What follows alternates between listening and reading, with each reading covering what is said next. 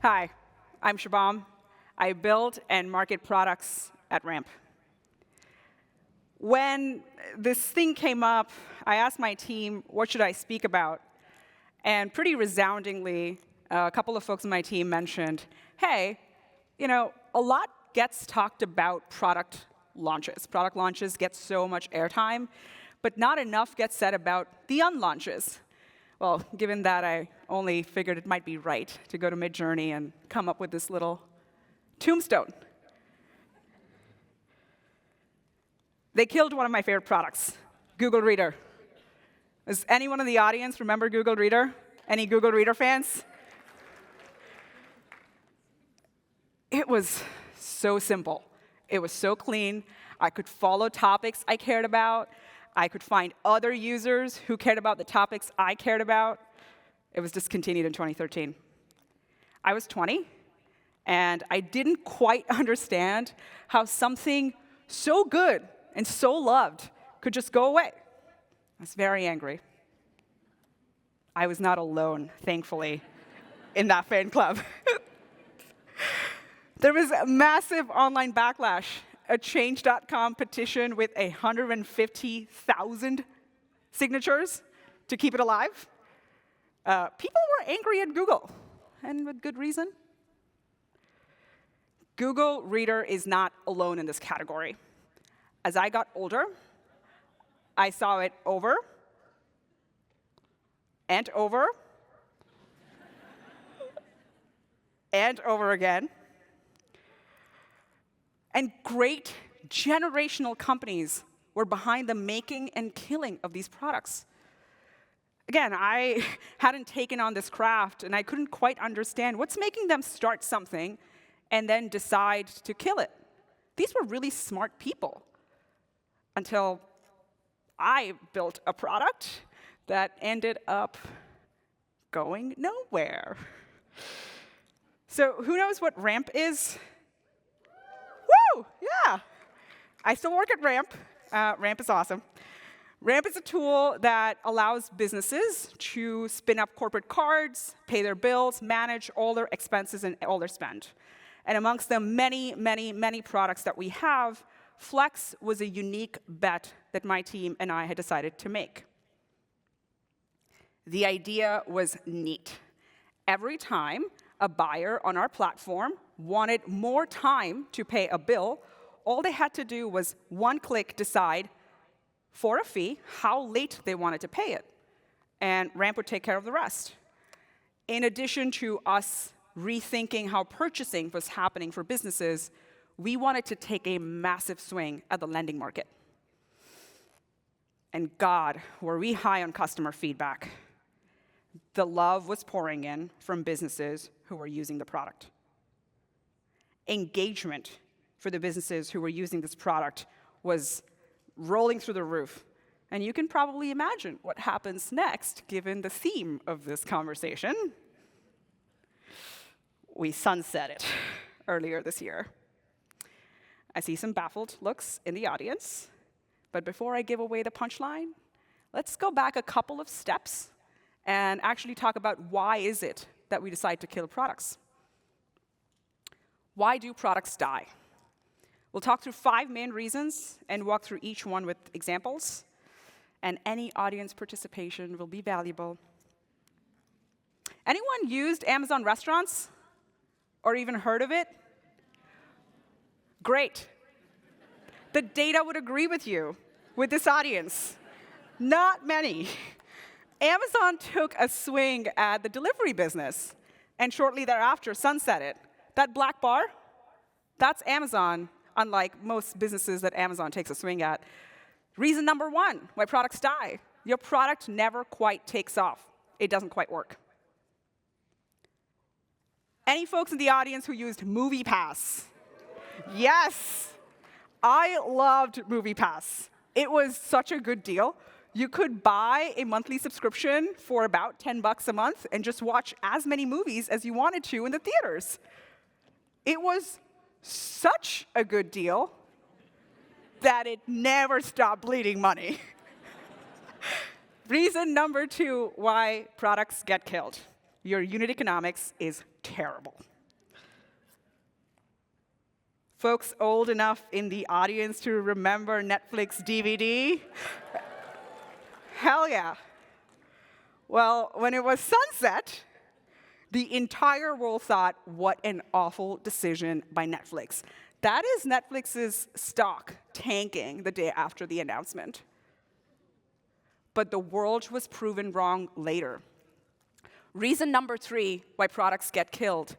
Like, your product may have good traction, may be loved, and may also have great unit economics, but if it's incompatible with the rest of the business's trajectory, strategy, and vision, it's probably time to see the door. Any Zune fans in the audience? Yeah. The presence of a much more powerful phone hardware ecosystem with streaming built in pretty much negated the need for most of these businesses to maintain another ecosystem where music would be housed. Reason number 4, products get killed. The technology itself will soon become irrelevant. And finally, Google. Google Hangouts. Yes? Having fewer, better maintained products often creates a much superior experience for users compared to a sprawling ecosystem of multiple products that do the same thing and confuse users all around. Reason number 5, going back to the original design principles that we build products on, less is more. Let's shift gears now a bit. So far, we've talked about 5 key reasons why products are sunset. But you're not here, as I understand, just to talk about the why. You are here likely to figure out, OK, what do you do when you find yourself in the boat of, well, I've built something, and now it's starting to feel like it's going maybe nowhere? Let me put radar on your radar. Radar is this 5-step tongue-in-cheek framework that I'd come up with when my team and I found ourselves navigating through this painful maze. I'll walk us through each step in the next part of our conversation.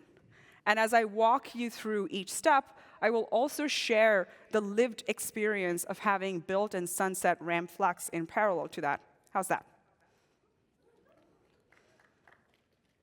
R for read, fairly straightforward. Start by reading the signals, your usage data, customer feedback, support insights, feedback from your sales team, your growth team, revenue, unit economics impact. Anything that you hear that does not align with the original hypotheses you may have started out with while building your product should start to raise red flags. Products rarely fall silently. There's almost always a pulse if you know where to look. With Flex, that was definitely true for the journey that my team and I were on. On the one hand, we had users who couldn't live without the product that we had built. There's this a real customer quote. You'd have to pay me 6 figures to stop using this thing, and I'd have to replace or hire 3 additional people to do the job that your product is enabling me to do. But on the other hand, this product was failing to keep pace with the rest of RAM's ecosystem growth. And that was the start of our wake-up call. Something about the physics of our product was not quite working. Step 2, A for assess. As you read these signals, map them on like your classic consulting 2x2. It's my preferred path. It may not be yours. Against customer value and business value. 2 of the 4 of these are pretty obvious. You know, high customer impact, high business impact. Double down on that product. You've got something there. Low customer impact, low business impact, you're probably moving in the direction of killing the product. But often what happens is that decisions are not as simple as one or the other.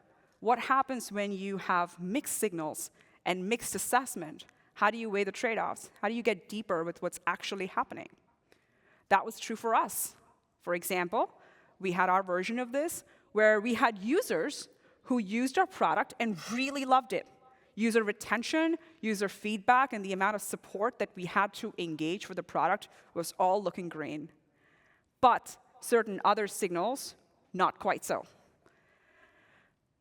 Like I said, the physics of our product was not in alignment with the way we were distributing or selling the product. Said another way, we couldn't grow the product without taking on a lot more risk and a lot more operational overhead. The third step, decide. Now, this part of the framework just says, you've assessed the signals. It's time to roll back all emotion and just make the call. You can do three things. You can pause, you can iterate on the product, or you can kill it. That's simple enough, right? Just read the framework and you're done. Not quite. We struggled. 18 months into launch, we'd already started seeing the wake-up calls of the customer feedback and how much the product had taken off. We were at a fork in the road. Iterate, pause, or kill. What do? We said, one more feature will save us. Let's iterate. Let's keep editing the product. No bueno. 6 months later, we were right at that same fork. Iterate, pause, kill. This time we said, why don't we put the product on maintenance mode, and let's see if something changes. Maybe time will change the physics of this thing. We just didn't have the heart to kill it. 6 months after that, history repeated itself. Now, if there is one takeaway you take from this entire conversation, it's this. The moment you start optimizing important decisions on a long list of pros and cons, you're doomed.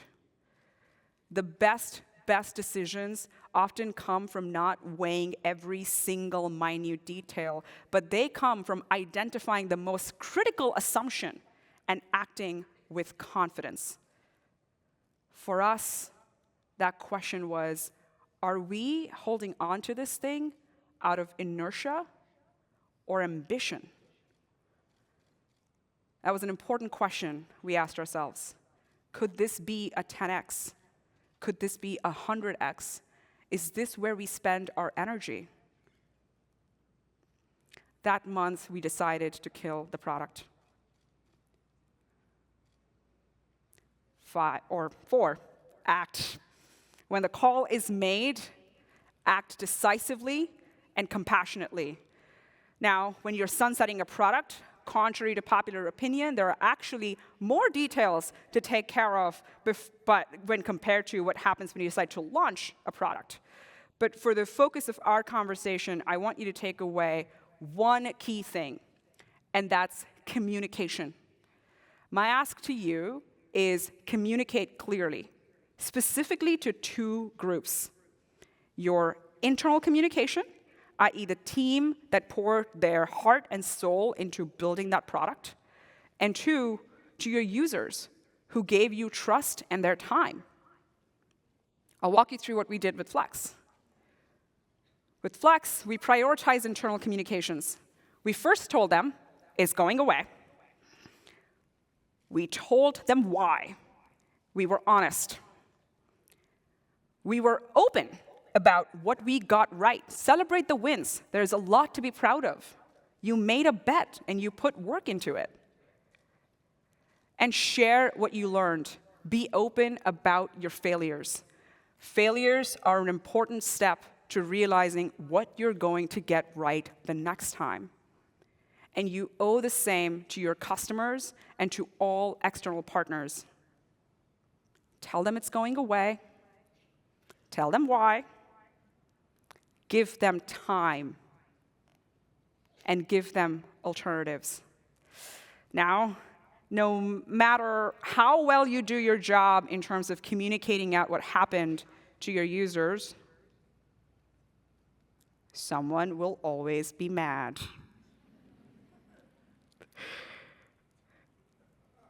Finally, R is for review. Look back at the decisions you made, look back at the lessons you learned, and build upon that the next time you want to take another bet. For us, we had 3 clear learnings that we shared out with the entire team and things we remember every single time you want to build a new product. R for read, A for assess, D for decide, A to act, and R to review. radar. Look, no matter how many frameworks I share with you or anyone shares with you over the course of your life, frameworks will only take you so far. And you're going to ask why? Because this is hard. This stuff is really hard when you're actually in the middle of it and going through it yourself. But why is it hard? What's preventing you from making the call when the data is right there in front of you? Well, number one, inertia. Deprecating one thing or one product into that's an ecosystem of other products is not very simple. For example, we had a field that was generated by the Flex product that was connected to the way reporting was being done on the reporting product, that was being connected to the email drip that the marketing campaign or the marketing team used, and that was connected to the outbound prospecting campaign. One thing or anything does not exist in isolation inside of a company. 2, hope. There's always the possibility in your heart that, one more feature, one more marketing push, one more redesign, one more sales call, and the course of your business or the course of your product is going to change course. Or, there's a psychological pressure to continue even when there's evidence that suggests it's time for you to move on. 3, fear. By the way, this was my mid-journey attempt. In an ultra-connected world, you never know when someone hits you up with a tweet that takes a shot at you, your team, your product, and that bleeds down to the impact on your brand. There is fear. And finally, love. This product is my baby. Engineers, designers, PMs, who build something from scratch really do see it as something they created. It makes it really difficult to let go. We really did struggle on our end. Back to, this stuff is really hard. And frameworks are just a compass. You still have to walk on your own. We build frameworks to make, the complex fairly simple. But they'll never replace your lived experience of going through this thing, of going through building something and having the heart to scale it down and say goodbye to it. But that's what makes product leadership hard and incredibly human. We don't just shut things down. We are redirecting energy and moving towards something that's more aligned, more impactful, more meaningful. A product can end, but a responsibility to our users, our team, and to the craft does not. And if done well, it can be an act of product leadership. Thank you. I'm Subham.